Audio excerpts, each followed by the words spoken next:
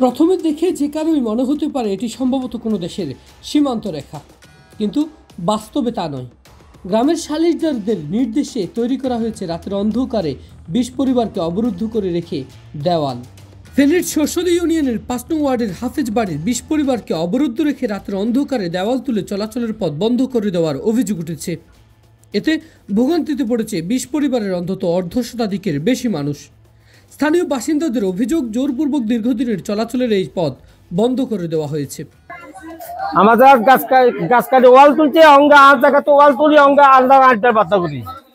আমরা এটা জায়গাটা কিনে নিছি, কিনে লইছি। আমরা ২০ পরিবার আছে, এগুলা সব আসা যাওয়া মানে সব বন্ধ করেছে। রাতে ৩টা বাজে এগুলা করছে। হেতারায় মারধর হেতারায় করে, ইটা মারে, হাতর মারে, সবকিছু। এদিকের মানুষ হলে রাত্রে লাড়ি ছোড়ালো, হেতারায় অত্যাচার করতেছে। রাত্রে অন্ধকারে রাতে ৩টা সাড়ে ৩টা বাজে বাইরে থেকে সন্ত্রাসীরা নেই, হেতারা এই ওয়ালটা করতেছে রাত্রে। এর পরে আমরা বাধা দিবার লাগেছি, আমাদেরকে মারধর করছে, আমাদের মহিলার উন্ডট হয়েছে, আমরা উন্ডট হয়েছে, আমার একটা বাইরে এখানে মারছে। এতে চরম ভোগান্তিতে পড়েছে ওখানকার বাসিন্দারা। রাস্তা পারাপারের পথ বন্ধ হওয়ায় স্কুল কলেজে যেতে পারছেন না শিক্ষার্থীরা। অপরপক্ষের দাবি, নিজ জায়গাতেই সামাজিকভাবে বৈঠকের মাধ্যমে এই সিদ্ধান্ত গৃহীত হয়েছে।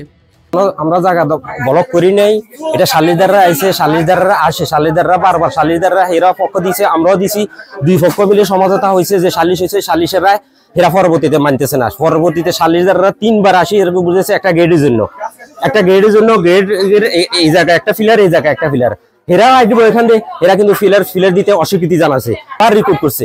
রিকোয়েস্ট অমান্য করার কারণে সালিদাররা আসি কালকে রাত্রে এখানে ওয়ালটা দিছে হেরা সমঝোতার জন্য। হেরা আসলে আমাদের এখানে যে কাজটা হয়েছে এটা আমরা নিজে করি নাই, এটা গত ২৭ তারিখে সালিশের মাধ্যমে সালিশদাররা আসছে। আসার পরে সালিশদারে ওখানে বৈঠক করছে, বৈঠক করার পরে সালিশদারের দোনো পক্ষকে ডাকছে, দোনো পক্ষকে ডাকি বলছে ৩জন করে দেওয়ার জন্য, ৩জন করে দিছে।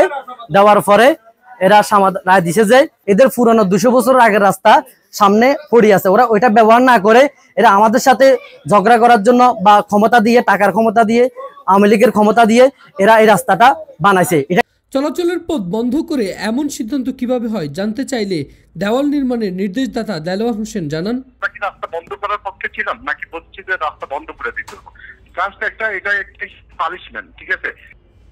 এখানে রাত্রে না, এখানে বা এখানে সন্ধ্যার পরে বা সবাই স্বস্তির ছিল। এখানে এমন না যে কেউ যায় মানে খোলাপান জায়গা এটা উঠে ফেলছে। এখানে সমাজ বা যারা মানে আজকে দীর্ঘ তারা এখানে ছিল, সবাই ছিল এখানে। আগামী কয়েকদিনের ভিতর বা আজকে যদি করে যে বলে আমরা আগামী 1 সপ্তাহের ভিতর বা 15 দিনের ভিতর আমরা গেটটা করবো, তাহলে এখানে আমরা এখন এটা ভেঙে দিব, কোনো সমস্যা নেই তো।